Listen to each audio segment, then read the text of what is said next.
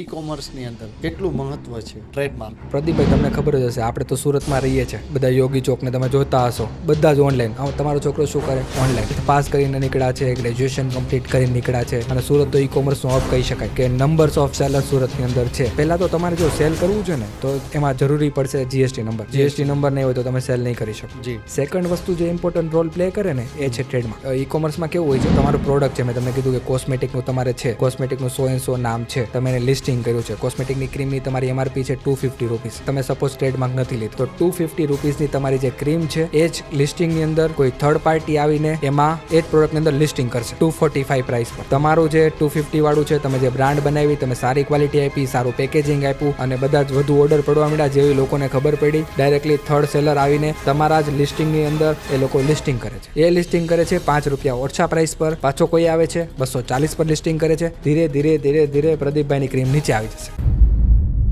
તો એને કહેવાય છે મેપિંગ. તમે સાંભળો તો અત્યારે ઈ કોમર્સ વાળા તમે કોઈ મળશો તો તમને કહેશે કે ભાઈ મારા ઓર્ડરમાં મેપિંગ બહુ મારે છે, જસ્ટ બીકોઝ ઓફ તેની પાસે ટ્રેડમાર્ક નથી. અને ટ્રેડમાર્ક ના હોય ને તો એ તમારે લિસ્ટિંગને જેનેરિક લિસ્ટિંગ કહેવાય, કોમન લિસ્ટિંગ. ગમે તે આવીને સેલ કરી શકે, પછી કોઈ મહત્વનું જ નથી. ગમે એટલા રિવ્યુઝ અપાયો હોય, ફર્સ્ટ રેન્ક પર છે, સેકન્ડ રેન્ક પર છે, ઇન્ડિયામાં ટોપ કરો છો, ટ્રેડમાર્ક નથી તો ઈ કોમર્સ બિઝનેસ નથી. એ લેવલનું ઇમ્પોર્ટન્સ છે. આવી જ વધારે રીલ્સ જોવા માટે તમે અત્યારે જ આ પેજને ફોલો કરો.